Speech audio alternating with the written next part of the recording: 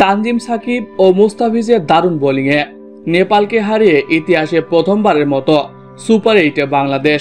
মুস্তাফিজের স্লোয়ার কাটার ভয়ানক ম্যাচ হেরে মুস্তাফিজকে নিয়ে যা বললেন নেপালের অধিনায়ক।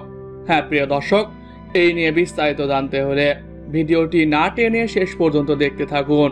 আর আপনি যদি আমাদের চ্যানেলে নতুন হয়ে থাকেন তাহলে এখনই সাবস্ক্রাইব করে রাখুন।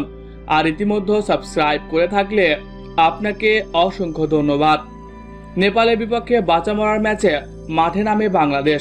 আজ সকালে আগে ব্যাট করতে নেমে ব্যাটিং বিপর্যয়ে পড়ে বাংলাদেশ। প্রথমে ব্যাট করে 106 রানের পুঁজি পায় বাংলাদেশ।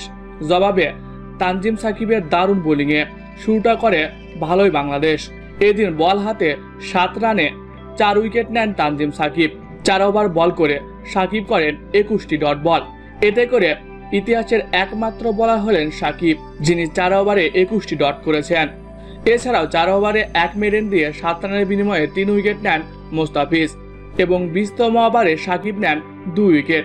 ফলে অল্প পুঁজি নিয়েও 21 রানের সহজ জয় নিয়ে মাঠ ছাড়ে বাংলাদেশ। বাংলাদেশের হয়ে সর্বোচ্চ রানও করেন সাকিব আল হাসান, 17 রান করেন তিনি। এছাড়াও মাহমুদুল্লাহ রিয়াদ ও রিশাদ হোসেন করেন 13 রান করে।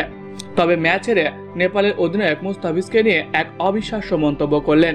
তিনি বলেন, মুস্তাফিজের বোলিংয়ে আমরা হেরে গেছি। মুস্তাফিজ দারুণ বল করেছে, তার স্লোয়ার কাটারের কাছে আমরা পরাস্ত। মুস্তাফিজ বিশ্বের 1 নম্বর বোলার। এছাড়াও বাংলাদেশ দারুণ ক্রিকেট খেলে। তাদের দলে বেশ ভালো কিছু খেলোয়াড় রয়েছে যারা যে কোনো দলকে হারাতে পারে। আমরা মূলত মুস্তাফিজের কাছেই হেরে গেছি। এই জয়ের মাধ্যমে বাংলাদেশের ক্রিকেট ইতিহাসে প্রথমবারের মতো টি-20 বিশ্বকাপের সুপার 8-এ গেল বাংলাদেশ। সুপার 8-এ বাংলাদেশের প্রতিপক্ষ অস্ট্রেলিয়া, ভারত ও আফগানিস্তান। এদের মধ্যে যে কোনো 2 দলের সাথে জয় পেলেই সেমিফাইনাল নিশ্চিত হবে বাংলাদেশের। প্রিয় দর্শক, আজকের খেলা আপনাদের কাছে কেমন লেগেছে কমেন্ট বক্সে জানিয়ে দিন। এছাড়াও খেলাধুলার সকল আপডেট সবার আগে পেতে হলে আমাদের চ্যানেলটি সাবস্ক্রাইব করতে ভুলবেন না। ধন্যবাদ সবাইকে।